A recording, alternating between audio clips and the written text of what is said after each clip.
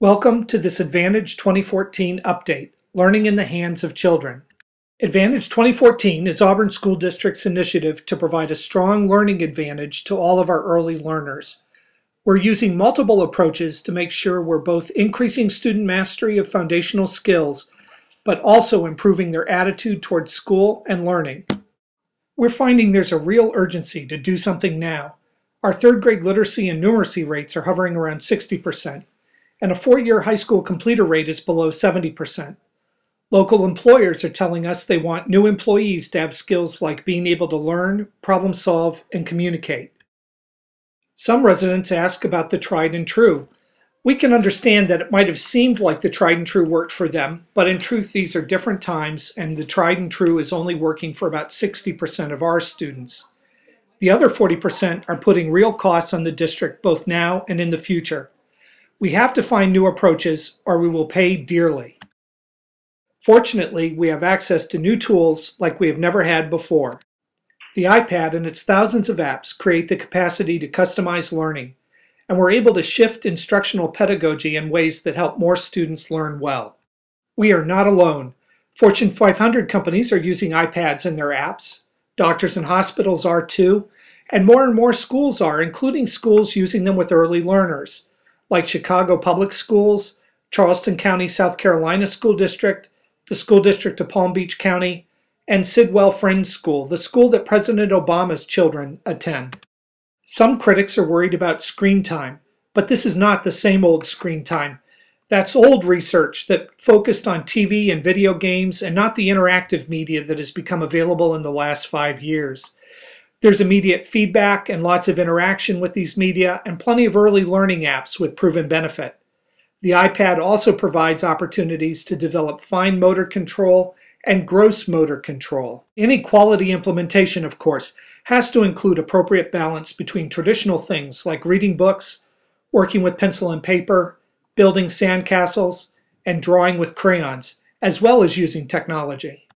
We have evidence suggesting that we will be successful. Reviews of the literature on early learners show that touch, movement, and gestures are critical to learning, and that technology sharpens certain cognitive abilities. Research on the use of technology with early learners suggests that you need a blended approach and balance between technology use and traditional activities. In fact, there's no research that suggests a careful, blended, balanced approach will not be successful with students. Locally, the University of Maine at Farmington has had success using iPads with young special needs and autistic students. And we have evidence from our own Auburn students that this works.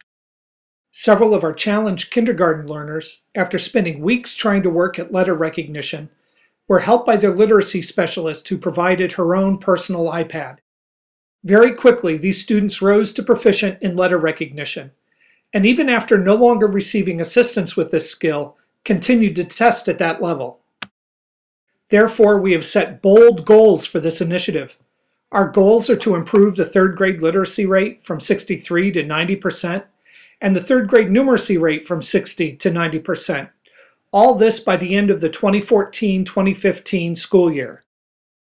Additionally, we want to restructure K-3 classrooms to provide for additional types of interactive learning so we can better meet the needs of all students. And we need to develop early the kinds of thinking, learning, and problem-solving skills required for the modern workforce. These students may not be in those jobs for a long time, but we have to start developing the skills now. We're using a variety of intervention strategies. Of course, always, our most important intervention strategy is the best possible teacher. Also, we want to have personalized, targeted instruction with lots of assessment that provides for early intervention and mid-course correction. We're going to use a variety of high-quality instructional materials, including educational apps available on the iPad, such as ABC Phonics Rocks, Little Skywriters, ABC Magnetic Land, and Doodleboard. We will continue to collaborate with the Maine Literacy Partnership at the University of Maine and create a new collaboration with the Special Education Department at the University of Maine at Farmington. So what is Auburn doing? This spring, we've rolled out iPads to 5 exploration classrooms. Next fall, we'll continue the rollout to all 16 kindergarten rooms. After that, we'll add a grade each year. Exploration classrooms are exploring the thousands of apps to identify those that meet our curricular needs. developing policies and procedures, developing deployment and support strategies, and offering a model classroom so other kindergarten teachers can come and visit and see what it will look like before it happens in their own room next year. Overall, the exploration classrooms are helping us test our model. The pilot classrooms will be a systemic, intentional implementation of these learning tools. We will collect extensive formative data that will help us adjust and improve the program and how we run it. We'll also conduct a rigorous study of the impact of this implementation. Auburn sees this as a focused and frugal initiative. Auburn has a long history of being frugal, having a lower elementary per pupil expenditure than the state average. And this initiative, when we spread the cost over 4 years, is a very small percentage of that budget. According to the president of the Maine Chamber of Commerce, early childhood investment in quality care and education is the foundation of our economic system. Additionally, by having a focused early intervention starting in kindergarten, we expect to avoid several types of future costs. Research shows that every dollar spent on high-quality early education programs for at-risk kids will save a future $16. Further, it is our intention that by better meeting individual students' needs, we will be able to reduce the number of students who need interventions later. In Auburn, those savings could include special education at an additional cost of approximately $11,000 per year per student. Title I interventions cost approximately $4,300 per year per student. And a local high school after-school credit recovery program runs about $700 per year per student. Further, savings can sometimes also be found in the relative costs of adaptive hardware. One standalone communication board that has been required of some of our special needs students in the past costs nearly $7,000, but the iPad app version is only about $190. Even when you include the cost of the iPad, the combined cost is only about 1/10 of the standalone device.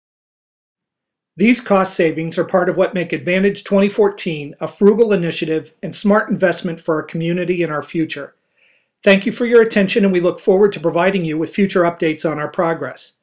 If you would like to know more about the program, please visit our website, advantage2014.auburnschoolnoos.edu. Thank you.